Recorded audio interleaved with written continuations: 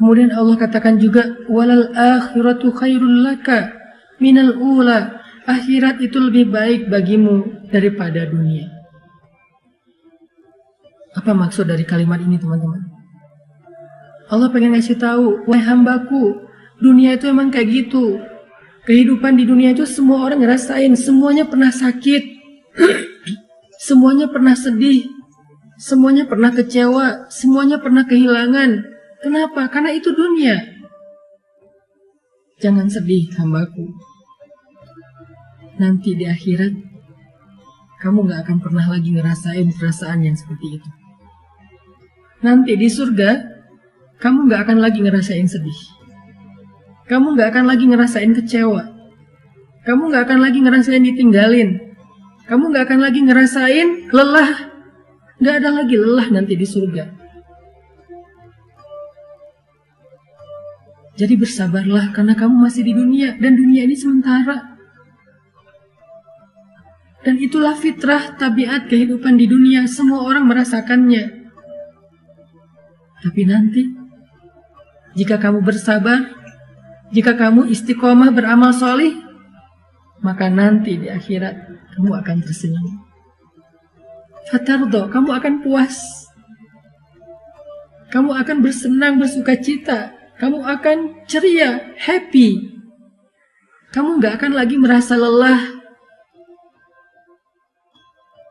Tapi nanti di akhirat, sabar. Allah menghibur kita seperti seorang suami bilang ke istrinya, "Mah, sabar ya. Nanti kalau mama udah ngelewatin ujian ini, kita jalan-jalan yuk. Nanti kita jalan-jalan yuk ke Indonesia Timur. Apakah ke Papua yang indah, atau ke Lombok yang indah, atau ke Ambon, ke Sulawesi. Kita jalan-jalan yuk ke pantai-pantai yang indah di Indonesia. Atau kalau dia punya rezeki lebih, yuk kita jalan-jalan yuk ke Turki.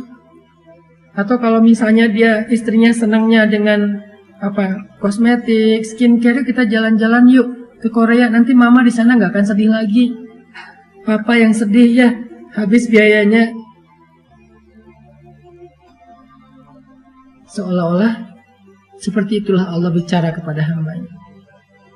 Seperti seorang suami yang sedang menghibur istrinya dengan sebuah janji bahwa kalau istrinya sabar, bahwa kalau istrinya tabah, nanti akan diajak jalan-jalan, nanti akan diajak bersenang-senang sebagai hadiah dari suami kepada istri. Atau seperti seorang ayah kepada anaknya, ketika anaknya lagi ujian, lagi capek belajar sampai malam, kemudian mendapatkan hasil yang hari pertama ujian itu mungkin dia ngerasa kayak berat banget, banyak pertanyaan yang susah dijawab, banyak soal yang dia nggak bisa ngasih jawaban. Ayahnya menghibur, ibunya menghibur, "Nak, sabar ya, belajar terus ya, yang semangat ya. Nanti kalau udah beres ujian, kita jalan-jalan. Kamu mau ke permainan mana? Kamu mau jalan kemana? Nanti ayah akan siapin semuanya. Pokoknya kamu nggak akan kecewa. Pokoknya kamu akan suka. Pokoknya kamu akan bahagia. Kamu akan happy, akan seru-seruan. Kita camping bareng, kita apa dan segala macam." Allah lagi menghibur kita dengan kalimat, "Walal akhiratu khairul laka minal ula." Hambaku, dunia emang kayak gini, sabar ya. Nanti di akhirat kamu akan puas. Kamu gak akan ngerasain lagi yang kayak gini-gini nih. Kamu gak akan ngerasain lagi yang namanya kecewa, sedih, kehilangan, lelah. Gak ada.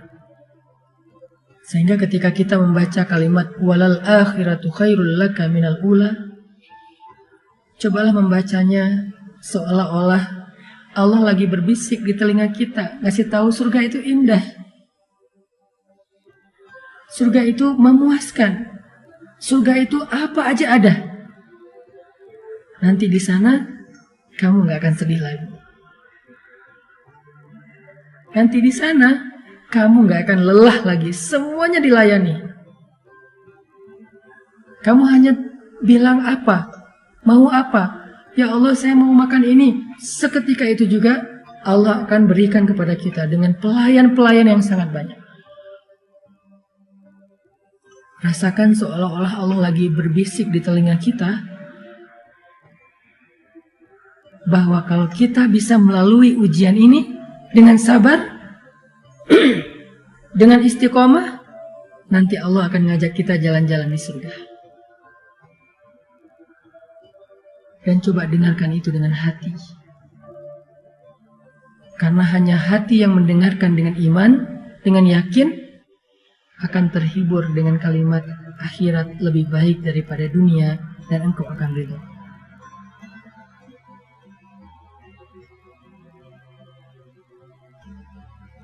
Setelah Allah katakan kalimat-kalimat ini, walal akhiratu khairul laka minal ula wala sawfa yu'tika rabbuka fatardha, maka kalimat berikutnya Allah pengen kita melihat flashback kepada masa lalu.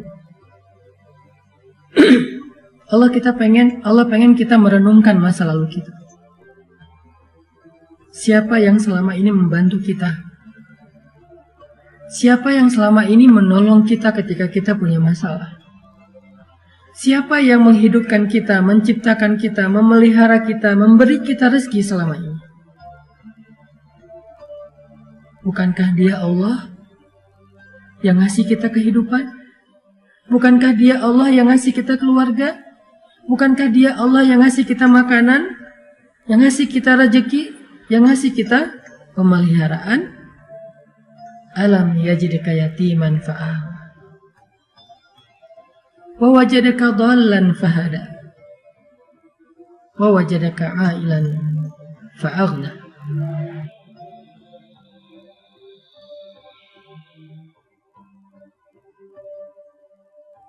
Dia yang selama ini memberikan kepada kita banyak kebaikan. Saat kita sendiri, Dia memberi kita keluarga. Saat kita dalam keadaan bingung, Dia memberi kita ide, gagasan, petunjuk, ilmu. Saat kita dalam keadaan lapar, tidak punya pakaian dan tempat tinggal, Dia beri kita kecukupan selama ini. Dan itu menjadi bukti bahwa Dia nggak pernah ninggalin kita, apalagi benci sama kita. Seolah-olah seorang kekasih mengatakan kepada pasangannya, kenapa engkau ragu dengan cintaku? Bukankah selama ini aku setia? Bukankah selama ini aku selalu mencukupkan kebutuhanmu? Aku berkorban untuk kamu. Kenapa kamu masih ragu? Aku sayang sama kamu. Seolah-olah Allah ngomong gitu sama kita, teman-teman. Seolah-olah dengan kata-kata alam yajidka yatiman fa'awa wa wajadaka dhallan fahada wa wajadaka 'ailan fa'aghna. Allah tuh pengen ngomong, aku tuh sayang sama kamu. Aku tuh cinta sama kamu. Kamu gak ngelihat buktinya selama ini siapa yang bantu kamu, siapa yang ngasih kamu nikmat, yang memelihara kamu, yang memperhatikan kamu, yang nolongin kamu, yang kasihan sama kamu. Kenapa kamu masih ragu? Aku sayang sama kamu, kata Allah.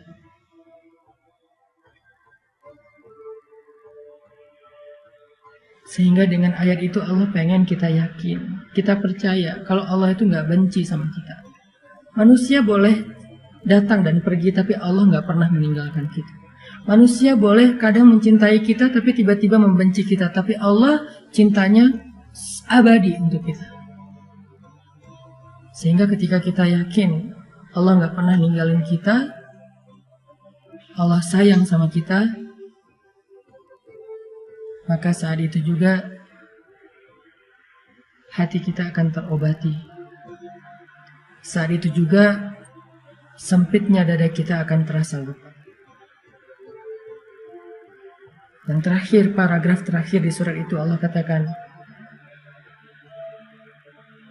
wa ammal yatim fala taqhar wa ammas sa'il fala tanhar wa amma bi ni'mati rabbika fahaddits. Apa maksudnya? Maksudnya, jangan berhenti berbuat baik. Jangan berhenti untuk menjadi orang yang bermanfaat. Kalau kamu kecewa karena berbuat baik, ada Allah. Teruslah berbuat baik. Kalau kamu merasa lelah untuk berbuat baik, ada Allah. Teruslah berbuat baik. Kalau kamu merasa capek untuk berkorban kepada seseorang, teruslah berkorban kepada seseorang yang halal bagimu, ayah dan ibumu, pasangan halalmu, anakmu, keluargamu, sahabatmu. Gak apa-apa kalau kamu kecewa atau dikecewain, tapi Allah gak pernah ngecewain kamu. Teruslah berbuat baik. Itu maksud dari surat Ad-Duha, teman-teman.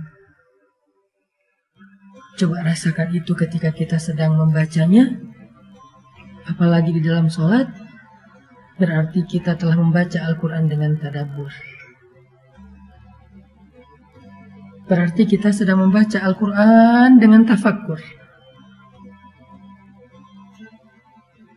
Indah banget ya surat Ad-Duha. Makanya surat ini menjadi surat favorit saya banget. Saya kalau lagi galau, sedih, saya baca surat Ad-Duha, saya menempatkan diri sebagai hamba yang lagi lemah dan butuh Allah, tapi pengen berdua aja, gak mau diganggu sama yang lain. Pengen berdua aja sama Allah, pengen ngadu sama Allah. Ya Allah, saya punya banyak masalah. Ya Allah, saya lemah. Ya Allah, saya capek. Terus saya harus gimana ya Allah? Setelah saya menyampaikan pertanyaan-pertanyaan itu, saya baca surat Ad-Duha. Sampaikan dulu aja keluh kesah kita. Curhat aja dulu yang sehabis-habisnya sama Allah. Ngomong aja sama Allah tanpa harus ada jaim-jaiman. Ya Allah, saya capek. Ya Allah, saya sedih. Ya Allah, saya terluka. Ya Allah, saya sendiri. Ya Allah, ya Allah, ya Allah. Ngomong sama Allah. Setelah semua pertanyaan itu udah kita keluarkan, unek-uneknya udah kita keluarin kepada Zat yang Maha Pengasih, lalu baca surat Ad-Duha. Maka kita akan menemukan jawabannya. Baca surat Ad-Duha, maka kita seperti merasa dijawab langsung oleh Allah Subhanahu wa Ta'ala.